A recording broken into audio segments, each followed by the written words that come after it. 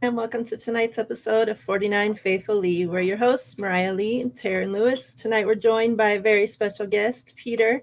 Thank you for joining us. How are you guys doing? I appreciate you. I'm doing great. How you guys doing today? Doing pretty good, man. Work's been kicking my tail, but I'm glad I'm getting this overtime, so I can't complain. Well, Yeah, you I can, feel but you we on don't want that. to listen anyway. So, Exactly. all right. Yeah. Before we Sound like get my started, boss. Peter, why don't you let everybody know where they can find you, what you got going on?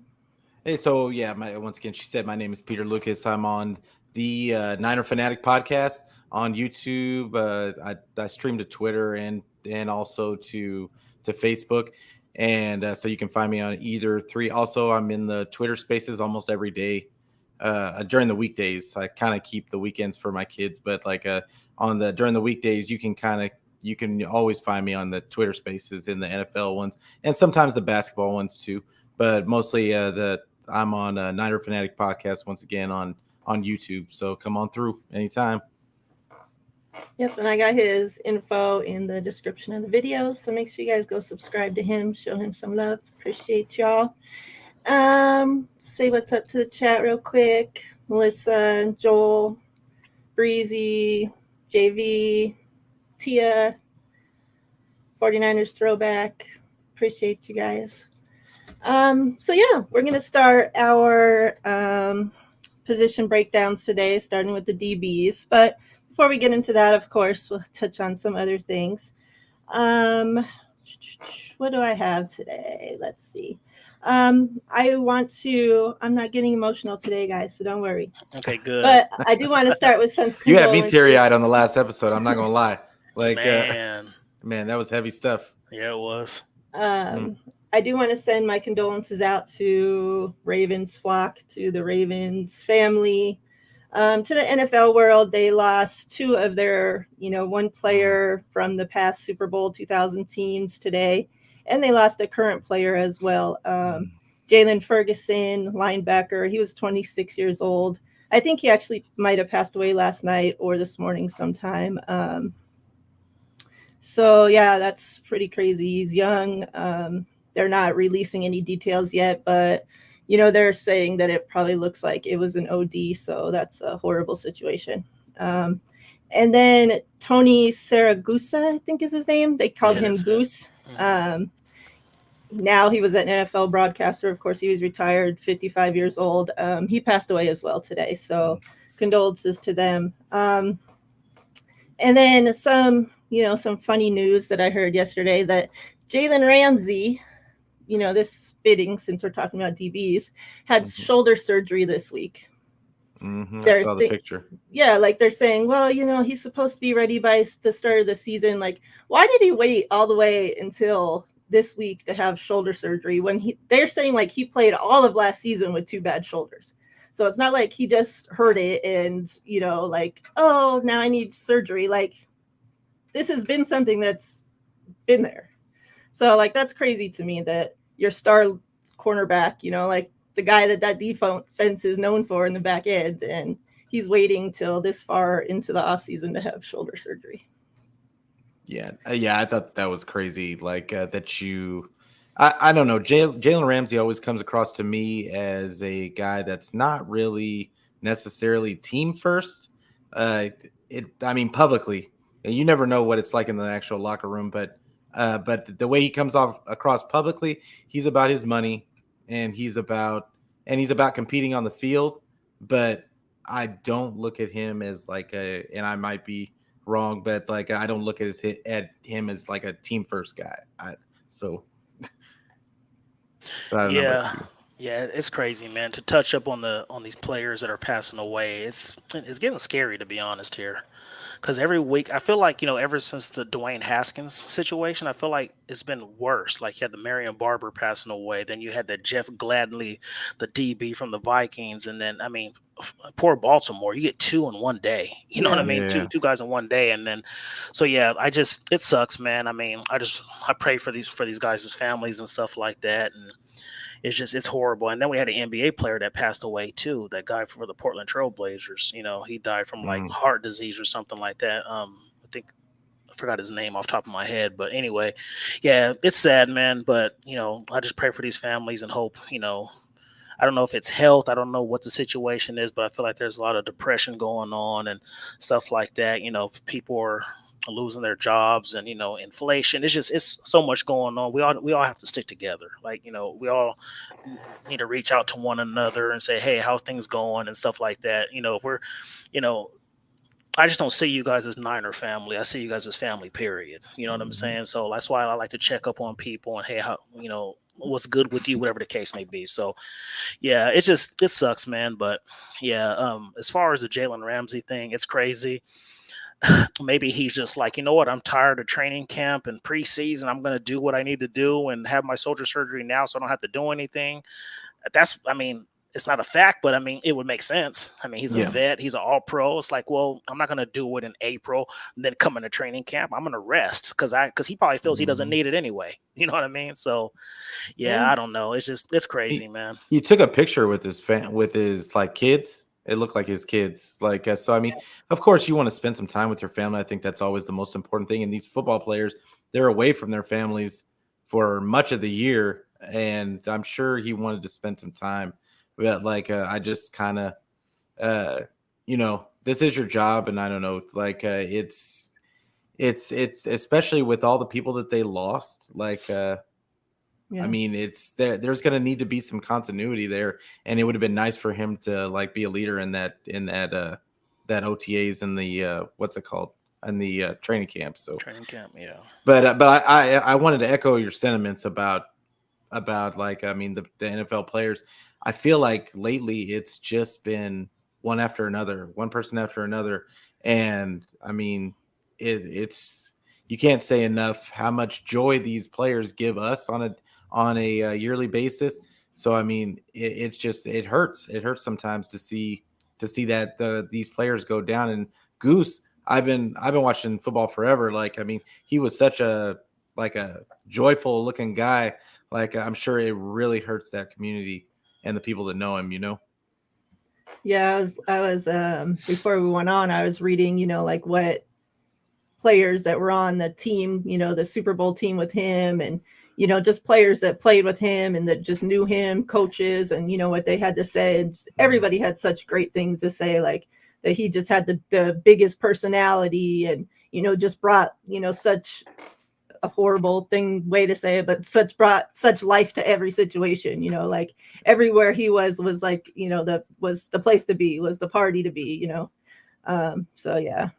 And at 55, that's obviously compared to 26, it's older, but that's not old, That's either. not. That's pretty crazy. I hope not, because I'm only 10 years away. So right. Yeah.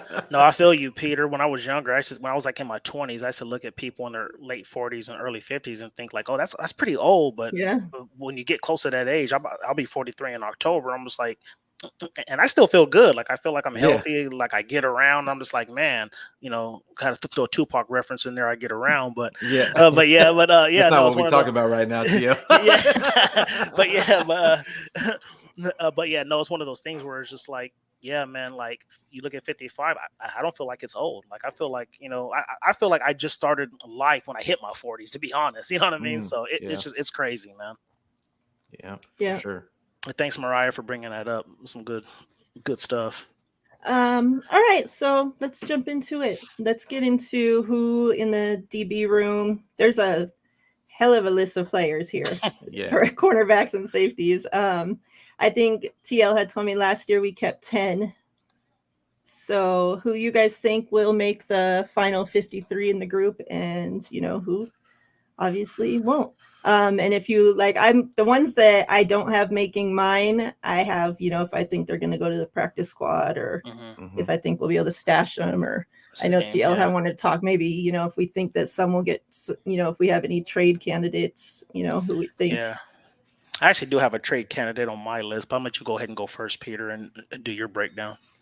Yeah. So, I think, you got Charvarius Ward. They just paid him a whole lot of money. He's not going anywhere. They just re-signed Jason Verrett. I think that, of course, it's not guaranteed that he even stays healthy all the way all the way through to week 1. But we're hopeful for that, because that would be huge on the depth piece. So if he's healthy, I think he'll stay. Then you have Emmanuel Mosley, our number 2, and who could be really like it could end up being our slot guy, depending on what they do with Ambry Thomas, because Ambry Thomas is another guy that we have. So that's 4, and then you've got Samuel Womack, who they just drafted. You got Diamador Lenore that they drafted last year, who I think is one of those guys that, like you were talking about earlier, might be on the bubble a little bit. But they got Quantrez Knight, a guy that they have that they got on the unrestricted or the undrafted free agent. And then you got Kadar Holman, Darquez Denard, Tariq Castro Fields, Dante Johnson, of course, the Barnacle. And the way I look at it is, like I said, like you were saying earlier, I think it will be around 10, and I think that they're going to keep Ward. I think they're going to keep Verrett. I think they're going to keep Mosley. I think they're going to keep Ambry Thomas, and then I think the guys that are on the bubble that are gonna end up staying are Samuel Womack. I think Castro Fields ends up staying. I think Denard ends up staying. Of course, the Barnacle, Dante Johnson's going to stay. Then I think Quantrez Knight makes it, and then I think Lenore stays. So I think Kadar Holman, and I think that's it. Kadar Holman is the odd man out in that situation. Yeah, I just counted it again. Our DBs. It looks like right now, unless I missed a couple, we have 17 DBs on the roster right now. And like I said, I checked for last year, and we had 10 that made the team. It was like 6 corners and 4 safeties. This year, I think we keep 11, just because, like you said about the Jason Verrett thing. Like I think this is. I thought we were only doing corners first. No, but okay, we're talking about all DBs. Oh, we can do corners first. That's fine. Oh, okay. But anyway, so yeah, I look at it as, so I still think. So last year we kept 6 corners. I think we keep 7, just because of the injuries last year. And I think that the way our cornerback room was a mess last year. Mm-hmm. Yeah. I mean, we're picking up dudes on the street. I mean, Buster Screen and all these dudes. I'm just like, man, like. I mean, they were just pulling straws out of hat at one point. Yep. So I'm looking at it. I'm looking at everything, and I'm like, okay, I agree with a lot that was on your list. So to me, I think the corners that make it. I think you're absolutely right. Obviously, Tarvarius Ward is going to be the guy, who's going to be our number 1 corner. I think I battled between Mosley and Ambry Thomas, just because I feel like Ambry Thomas is going to come in great in the second year, but at the same time, Emmanuel Mosley, he's in a contract here, so he wants to get paid. So he's in a contract here, so he's going to go out there and try to ball, whether he's our second corner or our nickel. Nickel is not what it used to be. Nickel used to be, back in the 80s, 90s, when it was all about running the football, was different. A nickel corner is pretty much a starter now. You know what I mean? Because they're always they're on the field like 85 to 90% of the time, on some of these games. So I have, you pretty much named all the corners on my teams. The ones I have staying on this team, I have 7 of them. I have Tarvarius Ward, Emmanuel Mosley, Jason Verrett, Ambry Thomas, Samuel Womack, Castro Fields, and Diamador Lenore. I have those 7 being on our. I think Darqueze Denard is going to be one of those candidates who's going to probably make it to the end, but he'll be one of our final cuts. We just have so many guys that, that they spent some draft capital on, with Lenore, Womack. And I feel like if you can agree or disagree, I feel like Kyle, he likes to give his draft picks chances. Even if he thinks they're struggling, he'll say, well, let me see what he can do this year, as we saw with like a Jalen Hurd and stuff like that. You know what I mean? Like, I feel like he kept Dante Pettis a year too long, whatever the case may be. You know what I mean? So I think he's pretty loyal to his draft picks. At first, I thought Diamador Lenore might be one of them guys who might be on the outside looking in, but I think he makes it as our last corner on this team. So he's my 7th corner that makes a team.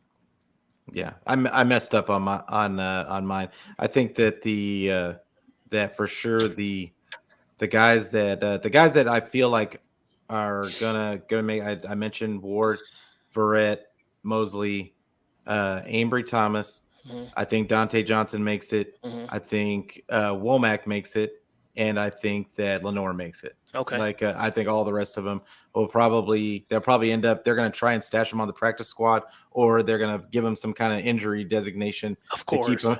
Like Yeah. so Yeah, they you're got all right. kinds of interesting ways to keep them on the squad. Mhm, But I could see Lenore getting moved to the practice squad also, and them keeping because Quantrez Knight actually had a pretty decent OTA. So mhm. like he may be a guy that they keep around. Cool. Yeah. I mean, I have mine mixed cornerbacks and safeties all numbered together. So if you go in and jump into your safeties, and then I'll just wrap it all up at the end. Okay. Okay. Go My ahead, Peter. safety for safeties. I mean, I've got of course Fonga and Jimmy Ward. That would be 9, and then I've got Tavarius Moore. As long as he can show us anything, I think that he's going to end up making it.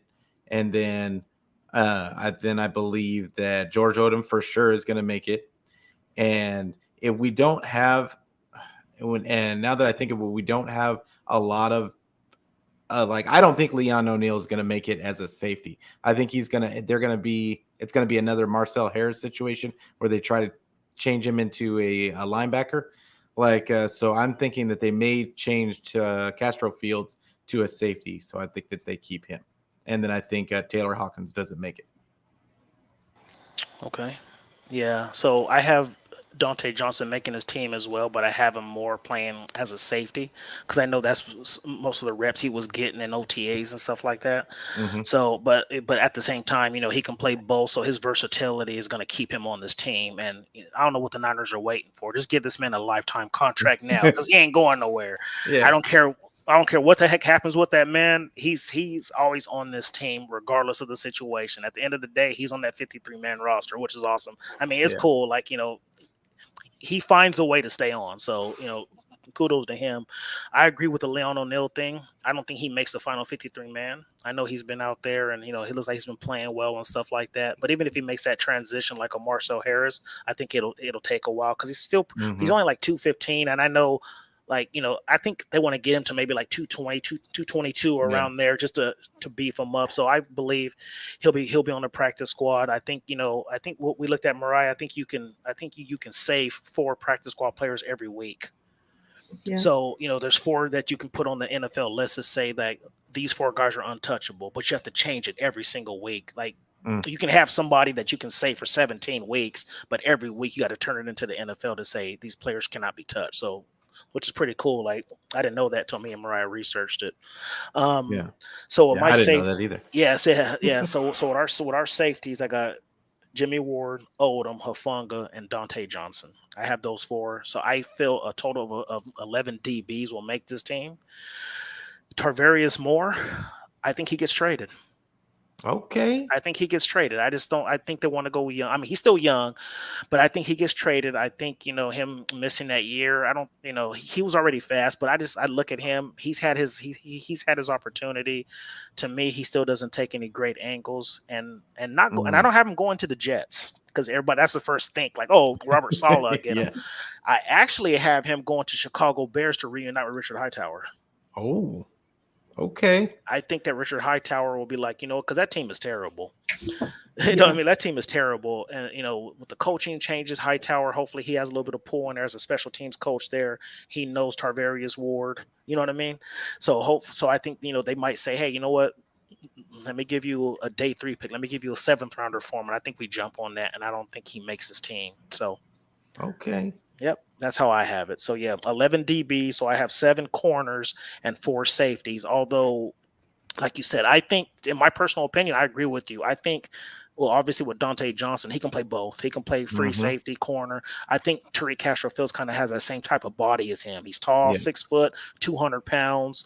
To me, he's a little stiff in the hips and stuff like that. So I wouldn't be surprised if ultimately he becomes a full-time safety, to be honest. He got reps at Penn State at safety. He played some single high at Penn State. So, I mean, not on a regular basis, but I mean, he has done it before. So there's just some precedent there.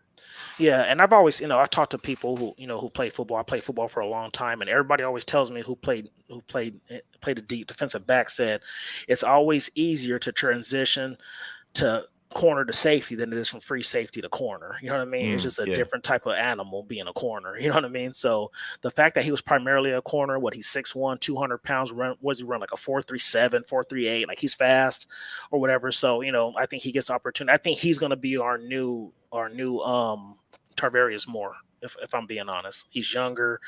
I just think that they're going to take a chance on him. And then, so that's who I got. Out of the 17 we have on the roster, there's 6 that don't make it. I know there's 6 that don't make it, and Leon O'Neal, I think, is one guy who they really like. Like, I honestly thought he was going to get drafted by us, but he didn't get drafted. But they offered him decent money. I think you're totally right. He's going to be the Marcel Harris, going in probably to 2023. I don't think he sees any reps this year unless there's some injuries. Yeah, no, I agree with that. Yeah. Yeah, I mean, I agree with Leon O'Neal as much as I'm a Leon O'Neal fan. I think he at least starts the season on the practice squad. We'll see, how much work he puts in. I mean, I have a lot of the same as you, of course. Obviously, Ambry Thomas, both Wards. I think Jason Verrett makes the team. I think even if he's not ready to play, at the start of the season, I still think he makes the team.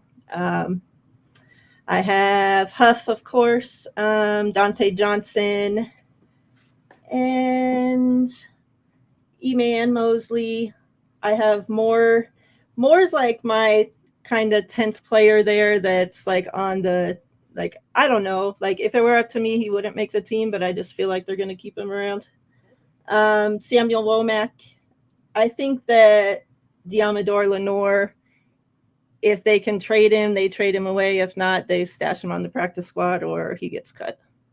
I think Samuel Womack will end up doing the job that they were expecting for Lenore to do. But I don't know if Womack's going to be ready to start there either at the beginning of the season. So that's going to be the interesting who they put in that slot spot. Obviously, with Ambry Thomas, Ward, Jason Verrett, if they're all healthy, it's like, what do we do then? Yeah, that's a good problem to have. Yeah, yeah, I'm saying, but I think that's why it's going to be so interesting going into training camp, and let's see what they do with that mix of guys because E-Man can play slot, and I could totally see them just putting Verrett. I mean, if he stays healthy, I think Verrett is the number 2 guy.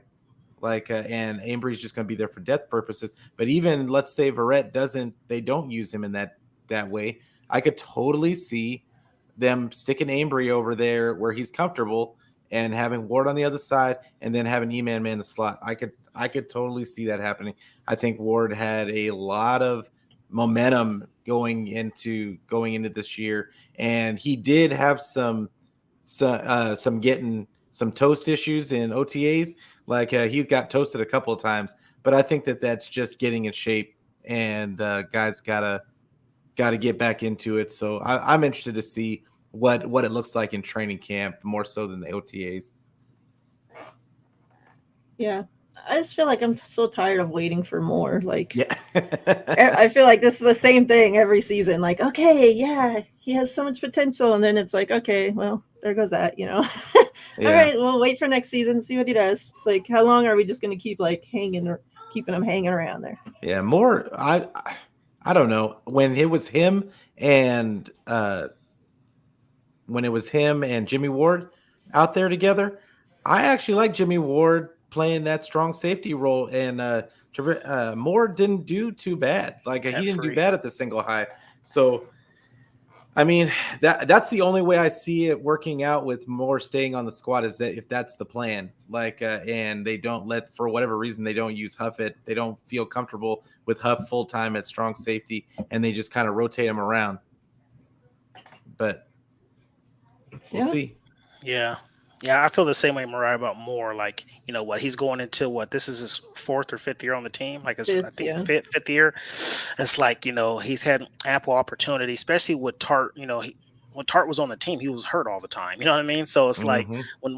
when Ward would come, I'm sorry, when Tarvaris Moore would go in, I was looking for something special because Yeah. I was like, man, like the man, he has all the intangibles that you asked for, but I feel like his IQ wasn't always the best. You know what I mean? He'd get turned Mm-hmm. around and stuff like that. He made plays. Like it was some times where I'm like, okay, he looks impressive, but he just had that thing where it's like, man, like I'm not seeing that 6'1", 200 frame with a 4.32 40. I don't see it on the field. You know what I mean? Mm-hmm. So I was just one of those things where I'm just like, man, because and I think it was one of those things we always talk about on the show. It's like the 49ers, they drafted him out of Southern Miss at the third round. He was a 4-year starter at free safety. And they thought, well, he's 6'1", 200. Let's try him at corner. It doesn't always work that way. Yeah. Like play the man where he's comfortable at, where he was drafted. You saw him. You obviously were impressed seeing him as a free safety. So you Yeah. should have kept him there. You know what I mean? So it's just one of those things. And Niners have been doing this for years. I think they've gotten better at it in recent years. Mm-hmm. But man, it used to be bad when we would get these guys and let's make him gain weight. Let's do this. Let's change his position. And it's like, man, you got to let people get comfortable. This ain't, it's not like they're playing with a bunch of guys now when they're young in college where not everybody's good. You're in a professional football league now. You had to play people where they're comfortable at and let them grow at that position. You know what I'm saying? So Yeah. I don't know, man. It's one of those things. But I'm with you. He gives Mariah. you flashes. He gives does. you Yeah, flashes. he does. He gives you Like flashes. but then he'll just take a bad angle and you're just right back where you were. It's like, yeah. So yeah, I think I mean, I want to keep him on the team. I want to see what he can do, but I just think ultimately, like, his value is probably going to be as equal as like some of these guys who are younger, like you said, the Samuel Womax and stuff like that. And if it comes down to it, you're going to go with the cheaper, younger option. So I think with Tarvarius Moore, like, I think he's going to be like 25 or so, 25, 26. He's still young, but at the same time, 25, yeah. 25. Yeah. So he's 25. You got guys coming in 22, 23, who aren't hurt. I mean, Samuel Womack's been healthy, stuff like that. So it's going to be hard to beat some of these guys out. So yeah, I think ultimately, like, somebody who used to be on our coaching staff might give us a call. Hey, what you guys got with Tarvarius Moore? Obviously they can wait until he's cut, but that's not a guarantee.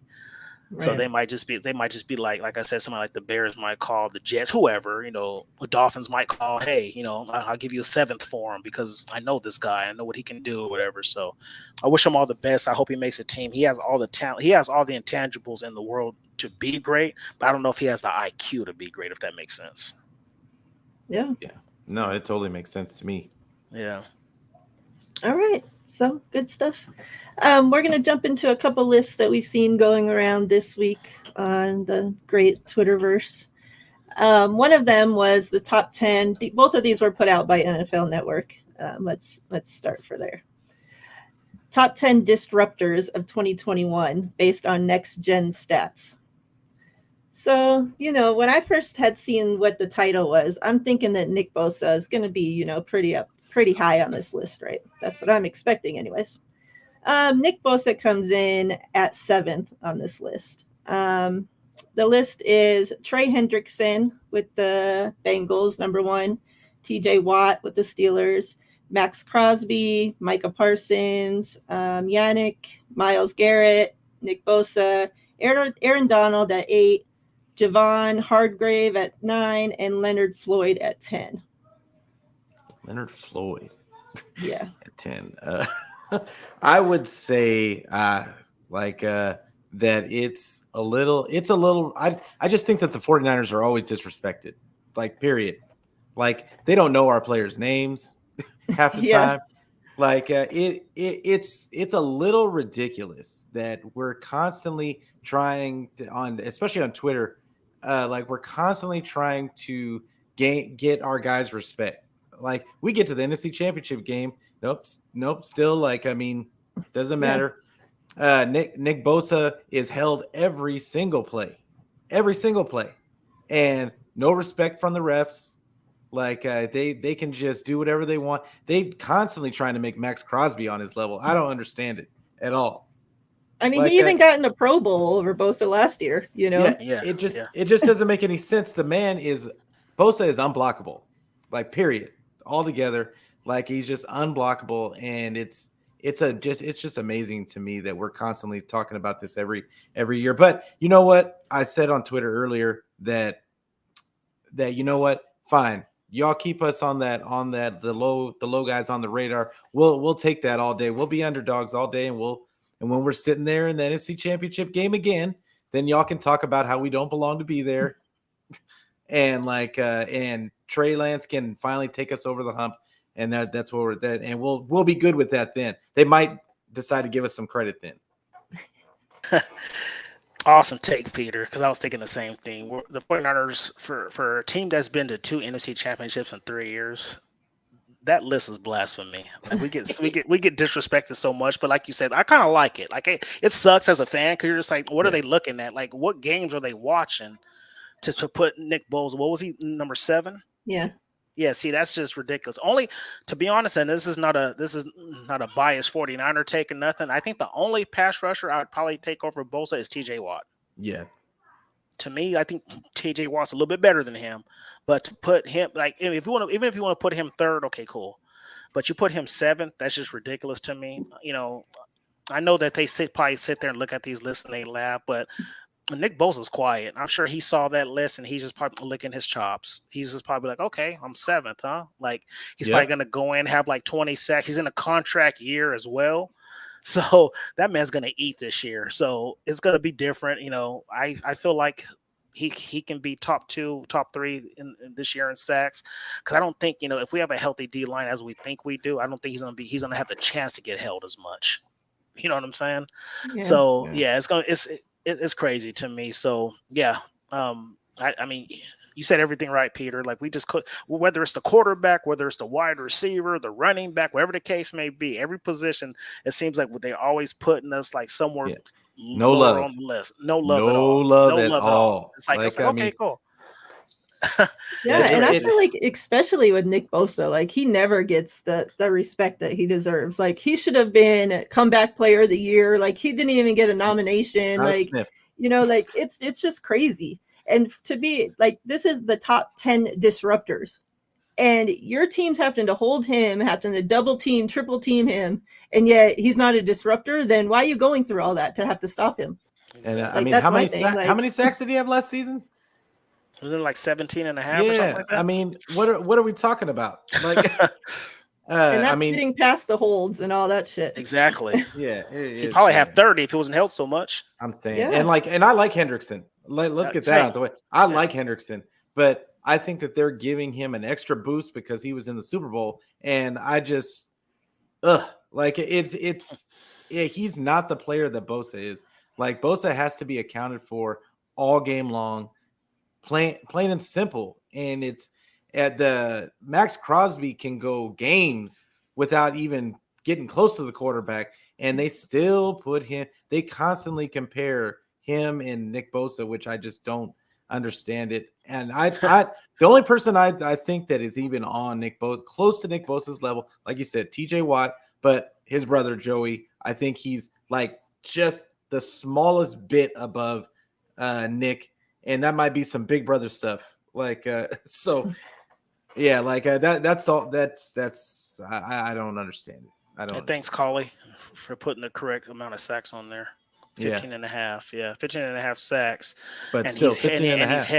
He's held 50% of the time. So it's like, it's more than 50. Yeah, for sure. It's more than 50. Like it's like if he's not getting to the quarterback, it's probably because he got held. Because he got held, or he's getting double teamed. It's either or. You know what I mean? Yeah, it's crazy. Yeah, me personally, I would take Nick over Joey. Like, I don't know what it is about Joey. Just, I don't know. Something about him just drives me nuts. Like, I know people don't like Nick, you know, like, obviously with his whole social media shit, which I get. But, and then, like, people don't like his personality because he's just, like, all monotone and shit. But his brother's weirder than him, I think. And weirder looking, too. Yeah, he kind of has that like mouse face. Yeah.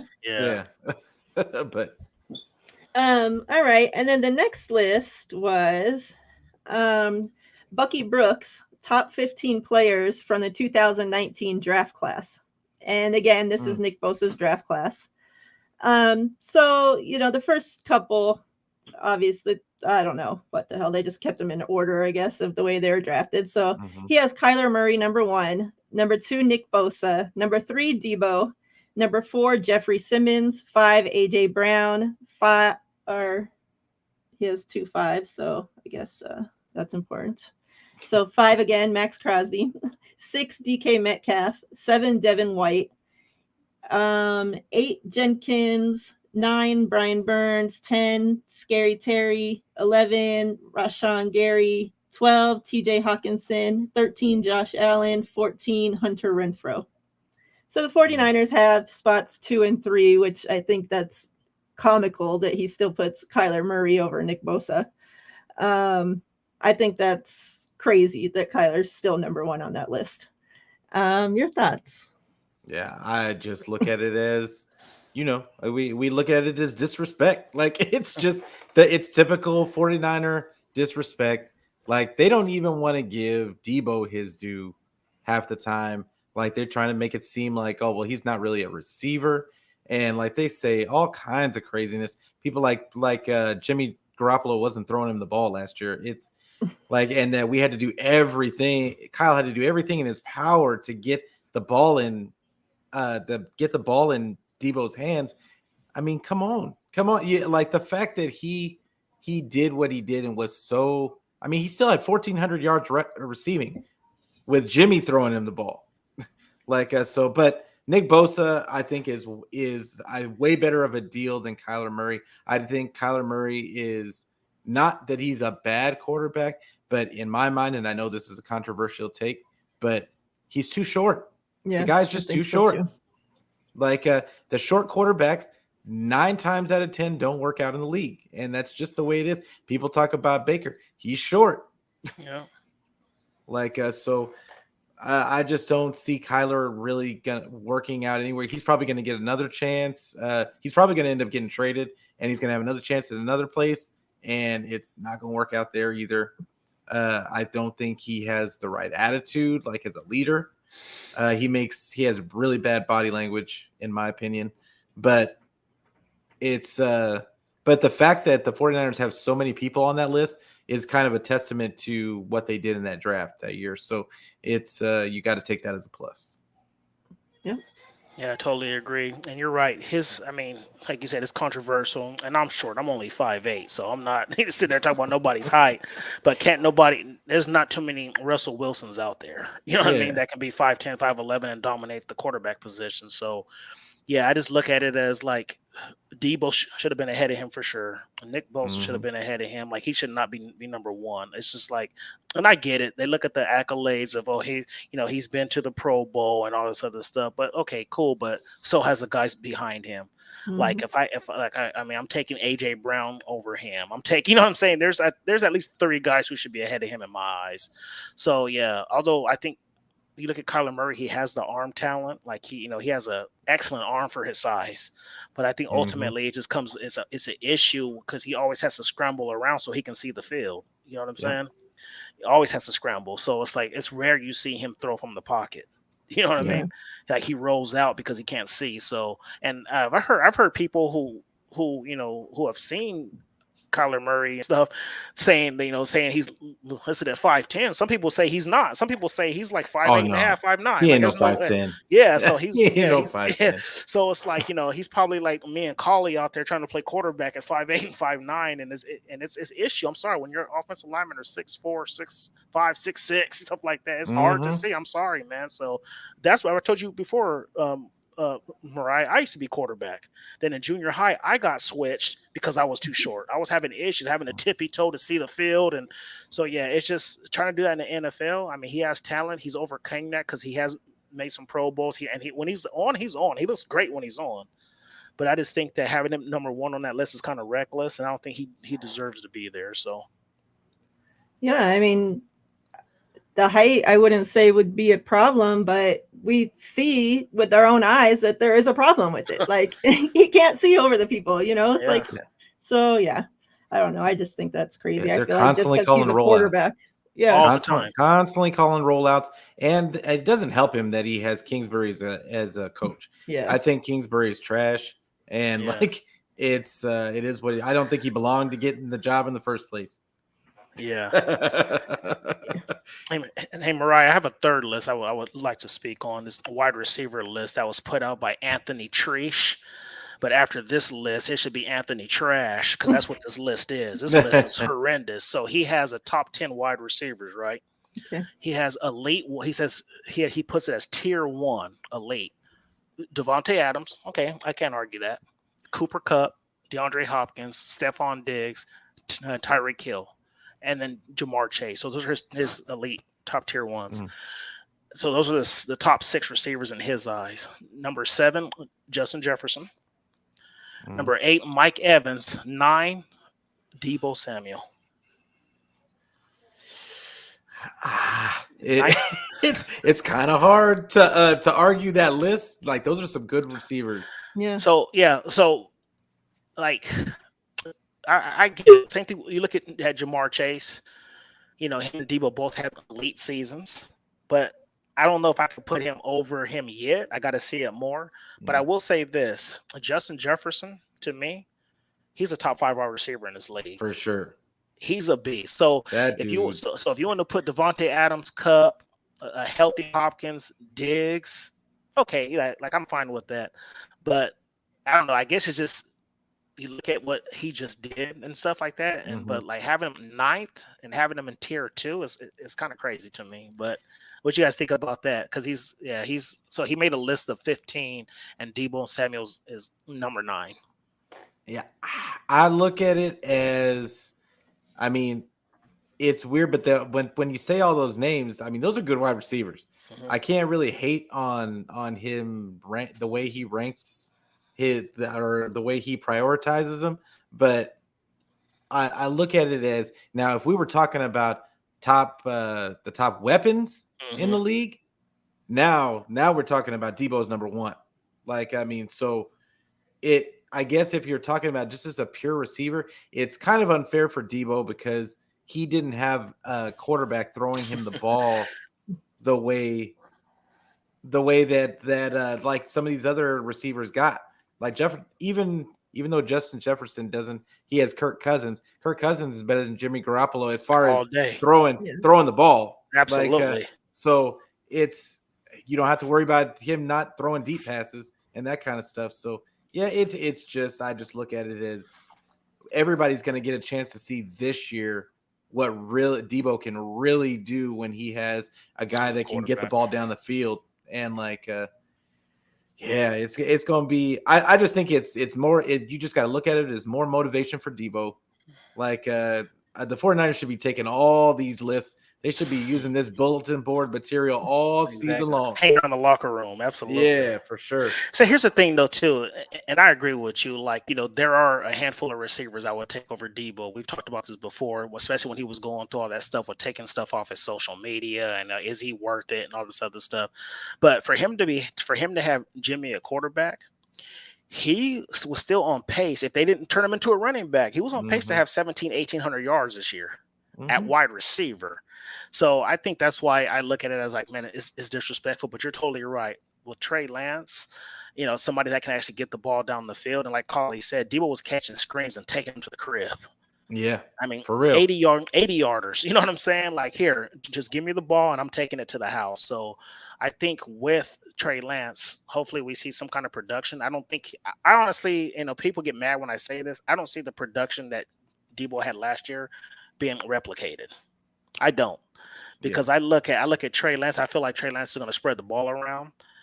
We could literally have almost 4 1,000-yard receivers. Like, I wouldn't be surprised if it's like, if you got Deebo having 1,200, Ayuk having 12, Kittle having 1,000, Juwan Jennings having like 900 yards. Like, that wouldn't surprise me at all, just because I feel like Trey, he's going to be that quarterback who sees every aspect of the field and not just going to be focusing over the middle. You know what I'm saying? So, yeah. Yeah, and I mean, honestly, I'm kind of, and I know this is kind of off topic, but I'm kind of happy for Kyle because I think that everybody looks at the way his offense has moved over the years since he's been there, and he's been stuck with really no quarterbacks that could get the ball down the field. And it's going to be really interesting to see what happens when people find out that he had all these deep throws built into the offense already.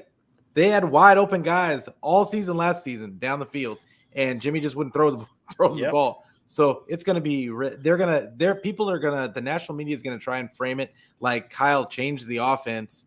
But in reality, those throws were already in the offense, and you saw it when Trey Lance started last season in the Texans game. Is all of a sudden he was calling the same plays, but all of a sudden Trey Lance is throwing the ball down the field to wide open Debo. So it's going to look completely different, but it's the same. Yeah. I'm just happy for and you can see we talked about it when you were on the show. I think TL that Kyle looks happy in these press conferences. And I think a huge monkey is coming off of his back, and it's giving him a lot of freedom that he didn't have before. Yeah, well, that's why too. Before we go to Miriah, that's why too. I look at it, and if people say that, and people say, "Oh, Kyle just changed the offense and this and that." No, he's never changed the offense. Well, he had for Jimmy because he didn't have a quarterback who can make every throw. But if you look at what he did with the Atlanta Falcons, he made Matt Ryan an MVP. Because he had a quarterback who spread the ball around and who can throw to every part of the field. So that's why I say people they laugh at me and they think, oh, how can you say that Trey Lance can be the MVP in year one or year two when he's not even the best quarterback? Well, Matt Ryan was never considered the best quarterback in the NFL, yet he got himself an MVP. People like Carson Wentz, who had that one amazing season before his injury when he went like 12-1 or whatever, and then Nick Foles took over. You know what I mean? So don't sit there and think like with Trey Lance, like you said, Kyle looks happy. He finally has a quarterback where I think he feels like, man, now I have a quarterback who can run my entire offense instead of even to scale it back and saying, well, let me throw it in between the hashes. Let me do screens and stuff like that. And like we have talked about before, you watch with Trey Lance being quarterback, there's not going to be as many injuries to our skill players. Because he's not going to be throwing over the middle and Debo and Ayuk getting smacked by safeties and linebackers at the same time. You know what I mean? So those hospital balls. Exactly. And Sin, to answer your question, if you notice, the season's coming up pretty soon. And what Deshaun Watson, he settled with 20 women? 20. 20 out of the 24. So they're trying to get this taken care of fast to see what's going to happen. I still think he gets suspended, but if he settles with all 24, I still think he'll I don't know. It's hard to say. I feel he should get suspended for the whole year because of the misconduct and just because your name is even out there. I'm sorry if Calvin Ridley can be suspended for a year for gambling. This man should be suspended for a year. I'm sorry. But however, I'm no judge. It is what it is. If he settles, if he only gets like 6 games suspension, I don't think they trade for Jimmy. But I think if he gets suspended for a year, I wouldn't be surprised if they gave us a call. And they said, hey, look, I need Jimmy on this team. He has a year left. That's all we need. He can come here, try to get us into the playoffs, and we'll roll with Deshaun Watson in 2023. So that's my opinion on that. Yeah, I agree. And, like I sent you earlier, there was something posted about the Seahawks, still being in talks with the Browns to get Baker sent over there. And that, they're working behind the scenes to set up a long-term deal with Baker, to get him extended once he does get there. So, I think that obviously we have to wait, what falls. Pretty much we're waiting for Deshaun Watson for that piece to fall, whether he gets suspended, whatnot. Then we have to wait for the Baker piece to fall. Like we're waiting for all the pieces to fall again, like at the beginning of the freaking, off season. And then once Baker gets moved, then I think, and I agree, if he gets suspended for the whole year, I think that that's definitely a place that Jimmy can wind up. And Dion, I agree. I don't think that I think if they trade for Jimmy, Baker Mayfield's gone. Like they're going to get rid of him in that contract and say, because I don't know who said it in Spaces one day, even with Deshaun on the team and Baker Mayfield, they still have like almost $30 million in cap space, which is ridiculous. Even though they got Amari Cooper from the Dallas Cowboys, they got a lot of money still. Yeah. So they have the ability to take on that contract for just a year if they needed to. Okay. So yeah, so if I don't think Baker, that Baker is going to be on that team I regardless. know, I think he's gone. No, I think he's gone. Yeah, He's no. gone. He's gone. He's going to have to be cut, or something's going to have to give because he's disgruntled, and he's made enough money where he's be like, I don't care what you guys do, I'm not playing for you, because Yeah. that's just his character. They did him dirty in the media. Yeah. Like, I mean, they did him dirty. It wasn't before they even had the deal done. You should not be talking about it. Like, it just professional wise, you shouldn't be talking about dude like that. Like, it's just not professional in my eyes. But I mean, Brown's going Brown. And they're out there dating before they even got a divorce, you know, like Exactly. You know what I'm saying? Yep. Like, and Baker's like, been bad. I Like, would have since got the popped. beginning. My wife was not having that. Like, like, are you for real? Oh man, yeah. I just think that Jimmy is going to end up getting released. I think that because no team is going to want to take on his full salary. I don't care if they can fit him under it or not. Like, it is what it is. I don't think that his value really could get any lower than it is right now.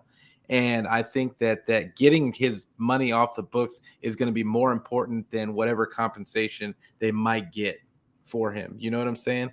Like, I think that if they were going to try and get something, I think that they realize at this point that nobody's really going to want him, and that and they're going to want them to take some of the money hit. But remember, if they just release him, they get to carry over his money into next year's cap. Exactly. Yeah. And don't have to pay him that 7.5 either. I'm saying, so like, to me, it would be, I don't care where he goes. I don't even care about getting compensation. Like, like, I mean, what, you're going to give me a 6? If it's up to me, just cut him. Be done with it. Yeah, I totally believe when training camp comes on July 29th, he should be healed by then, because he had his surgery in March. Yeah. So this is giving him a full 4 months of rehab, and they said it's going to take him at least 3 to get back to where he needs to be. July 29th, Jimmy, go throw some footballs. Just take a physical. Oh, you're done? You're gone. Like, I'm cutting him that same day. Get that man off the team, get him off my books, and roll forward with Trey. And then you can say, which they should have done it a long time ago. Then you can say, okay, Jimmy's cut. Trey Lance is our starting quarterback for this team. And then finally give the ability to commit to Trey Lance, because they haven't done it yet. Yeah. They said by July he should be throwing. Fuck July 4th, Independence Day, be free, get out of here. Exactly. Be throwing free. And do us a favor. Give us our independence, please. Yeah. Shit.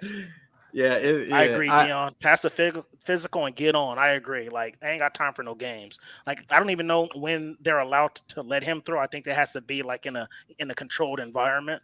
So I'm thinking probably training camp is where they can do it. Mm-hmm. But yeah, on July 29th, he's taking that physical.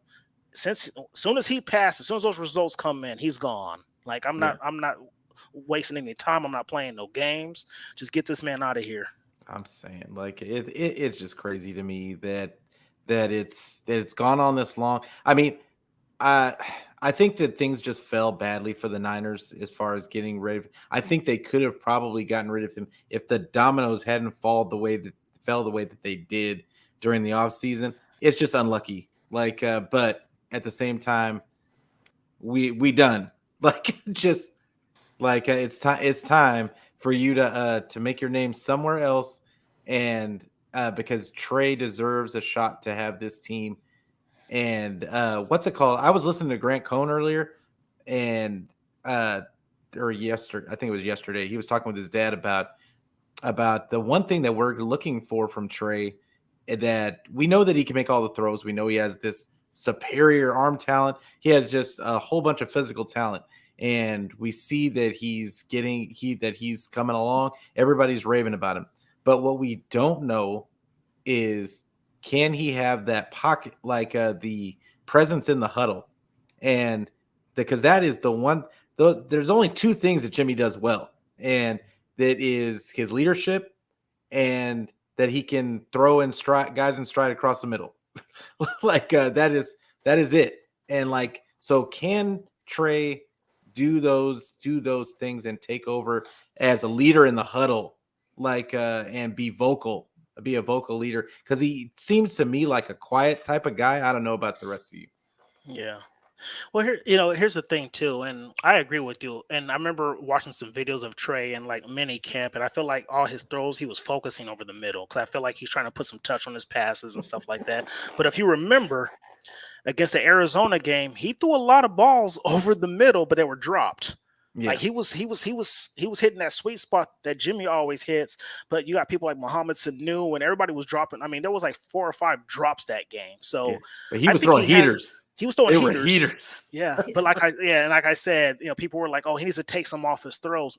No, he doesn't, because if they want to dog his college out so much, he didn't play against nobody. Well, guess what? His receivers were catching those passes in D2 college. So I don't want to hear anything about, oh, these NFL quarterbacks can't catch his passes. Like, miss me with that. So, like Dan Marino, John Elway, all them fools, through bombs, as you know. You're old, you're a little bit older, so you saw them play. Yeah. They used to throw rockets, man. And people used to be like, man, I used to have to put tape on my fingers after the games because Marino, coming with they coming in hot, man. Yeah, like coming in hot. Remember, people slander the past quarterbacks all the time, but Marino specifically, that dude he never had a 1,000-yard rusher never in his career.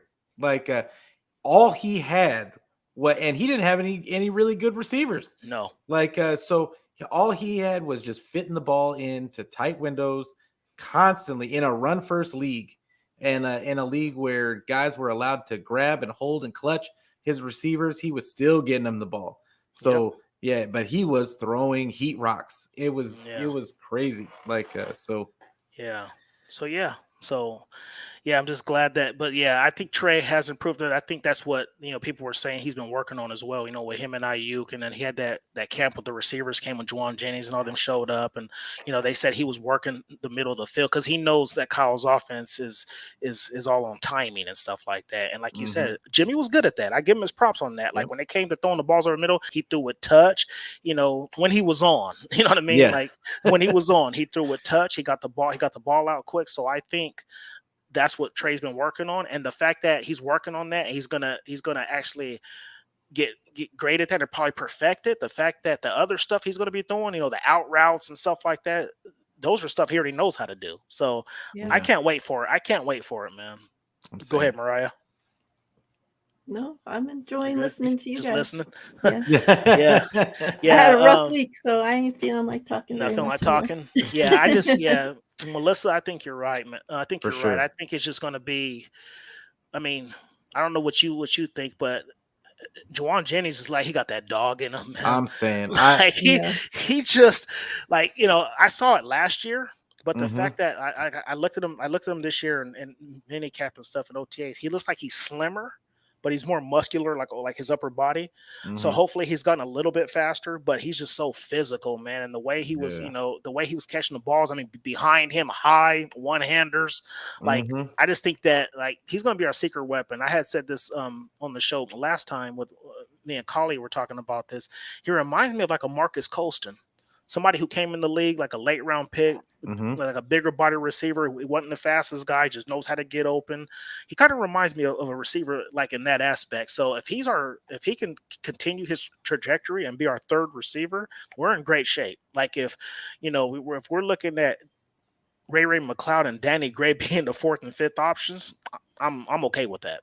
So Juwan Jennings is my dog. I've been talking since I first started my podcast. I think that was one of the first people that I talked about on my podcast. Juwan Jennings is going to be one of those beneficiaries, especially in the red zone with Trey Lance, because he's a bigger bodied guy. He is what we kind of wanted out of Kendrick Bourne more so. Like and that he makes those tough catches, though when you need the catch, like you can throw it over there. He's just gonna pick the ball out of the air, and the best aspect of Juwan Jennings is that he's just going to knock these corners on their behinds, and he's just gonna bully them around all game long, tire them out, and then they got to go up against Debo and Ayuk, and then they go get crossed up. So like Jawan Jennings is that guy. Like, I think that is why he's Kyle's secret weapon, is because he can move him around and be like, hey, I need you to punch this dude in the mouth a couple times on this next series, like so that we can lighten him up for when Debo hits him with the straight arm and just runs right by him. So I think Jawan Jennings, and then you got Ray McLeod now, who we're not even mentioning, but this guy, I just had a feeling. I have a feeling that this guy is going to be a little jitterbug all over the field, and it's going to be, I'm so, if you can't tell you, I'm super excited for this next season coming up. Like it's going to be crazy. Yeah, Peter, you remember when Kyle was in Atlanta? He had Taylor Gabriel, little small, shifty, fast receiver. That's what Ray McLeod. That's what Ray McLeod is going to be. And it's funny because at the state of the franchise, you just see Kyle. He lit up talking about him. He wasn't just like, no, I didn't just bring him in as a special teamer. Like, I wanted him as a wide receiver. Yeah. And the fact that he's going to kill two birds on one stone, handle the punt kickoff return duties, and then also be a deep threat, like that's just like a win-win situation. So I think the only thing I'm worried about with this team, honestly, is health. That's it. It's health, and then maybe a little bit on the offensive line. But other than that, like, I'm good. Like, and I feel like with Trey being the quarterback, him using his legs, I don't think the line's going to have much time to think as much either. Like, you know what I mean? Hopefully if he gets that quick release and he gets all that down, we're going to be a scary team, man. And with the NFC being weaker, with Devontae Adams leaving, and the NFC is up for grabs. Like, you know what I'm saying? Like, you can't really look at all the teams and say who's the best team in the NFC, because I wouldn't be if the Packers got first. I wouldn't be surprised if it's Tampa Bay or if it's us. You know what I mean? Or the Rams. Yeah. So it's just one of those teams where I feel like all four of us are pretty equal. I ain't worried about Dallas, even though Callie told me beginning of the season that Dallas was terrible. So let me tell you something. When Dallas started off the season like 7-1, I was just like, man, if the Niners were to play the Cowboys right now, we'll probably lose, which at that time we probably would have. But then when they got into the playoffs, I'm like, man, like, I'm worried about that offense, because that offense was stellar all year. And then we just punched them right in the mouth. And I just think this team was just way too physical. And to go back to Jennings, I don't remember what game it was. Maybe you guys can help me out. Do you remember when he went out there, he blocked somebody on their tail bad, and then like the guy got in his face? It was a Cowboy game. Was it a Cowboy game? And Jawan Jennings was laughing. He was just like clapping his hands. And who was the first person that Kyle went to? He went to Jawan Jennings. Was like, good job. Like, he kept his composure. He didn't get a flag. Nothing. I'm telling you, that is Kyle's goon. I'm telling you. Like, he puts him out there, he moves him around. I think that was the Jaguars game. Oh, was it Jaguars? Yeah. I think it was Jaguars game. Oh, he did it to Trayvon Diggs too in the Cowboy game. Yeah, like he knocked him, and Trayvon Diggs was sitting there looking for a flag, but he knocked him like head over heels, and then Jawan Jennings was jumping up and down. Yeah, it was. Yeah, you're right. You're right. I know which one you're talking about, because Trayvon Diggs was sitting on the flag. He threw his hands up like, "What? There's no flag." Yeah, I remember that play. Yeah, he did do it in the Cowboys game. But yeah, the one that stands out to me was that Jaguars game, because a guy, I think he got thrown out, didn't he? Like, I think the guy got thrown out of the game. Because he tried to get in. He tried to get in his face. Yeah, and then Jawan Jennings was ignoring it, was just clapping his hands like, yeah, whatever, bro. And Kyle went up to him, like JV said, Kyle loved it. He went up to him first and was like, dude, like, awesome. Like, you got this man kicked out the game. You know what I mean? Yeah, and then just like Khalid says, what happened? Ayuk also broke day. Now, granted, Jimmy didn't throw him the ball, but Ayuk broke a lot of ankles, but But I mean, hey, they were weak after he got knocked over by Jennings. Like, you know what I'm saying? Like, I'm telling you, that's what you got your goon for out there. Yeah, he's his goon, that's for sure, man. I love that. Yeah. Who had one in the NFC East?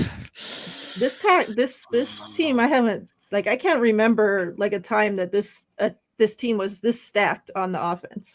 Like, Trey's gonna have so many weapons. Like I'm so excited to see what this offense is gonna be like, with a quarterback that can actually throw the ball and weapons galore.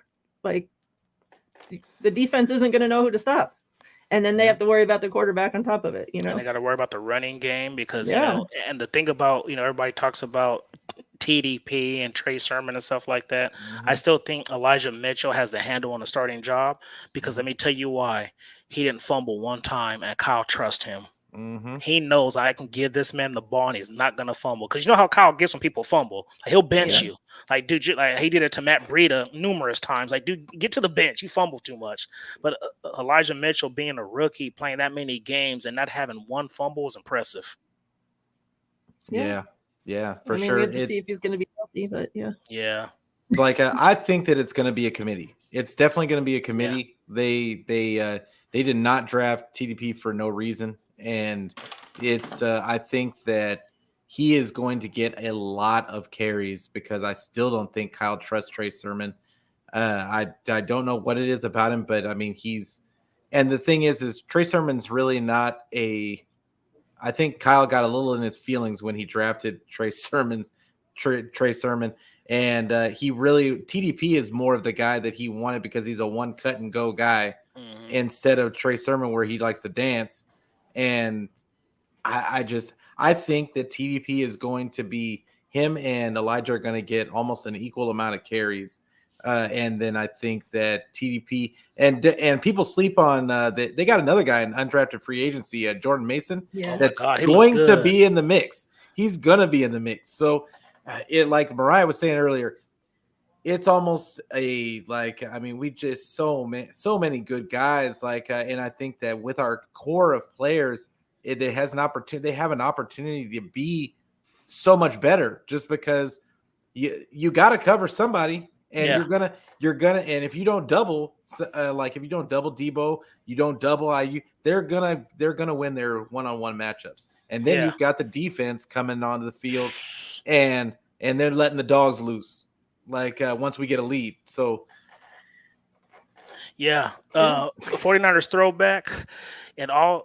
I like the Eagles, but it all depends on the progression of Jalen Hurts. If you ask me today, I think the Cowboys still win that division just because they have better quarterback play. That's all I'm going to say. Like, their quarterback play is just better. Like, Dak Prescott, we can say whatever we want. Dude's a good football player. You know what I mean? He's a good football player. So the Packers, I saw the comment. The Cowboys right now would be my favorite to win the NFC East, but that division is so weak. To me, it's really just between, I don't know, because the Commanders have a great defense. It just depends if Carson Wentz can actually not turn the ball over. And he had a pretty decent season with the Colts. I don't feel like he's the reason they didn't make the playoffs. But I don't know. But if you ask me today, I'm going to say the Cowboys will win that division. But and then Collie, I agree that Jordan Mason kid, he looks good. To be honest, if we keep 4 running backs, don't be giving away no running back roster secrets yet. Jeff Wilson. Jeff Wilson and JaMycal Hasty both might be gone. So if you look I think at Hasty's gone. Yeah, Hasty's gone. He's gone for sure. But I think if you look at Jordan Mason, who looks good, you got Trey Sermon. I personally think Trey Sermon is going to be better. Mariah's been high on TDP, even though she questioned the pick. But after she did some research, she's like, I think that guy's going to get a lot of carries. Like, I agree. I agree with you both. I think him and Elijah Mitchell are going to split. Then you have Elijah Mitchell, so that's 4 tailbacks, and you still have Kyle Juszczyk.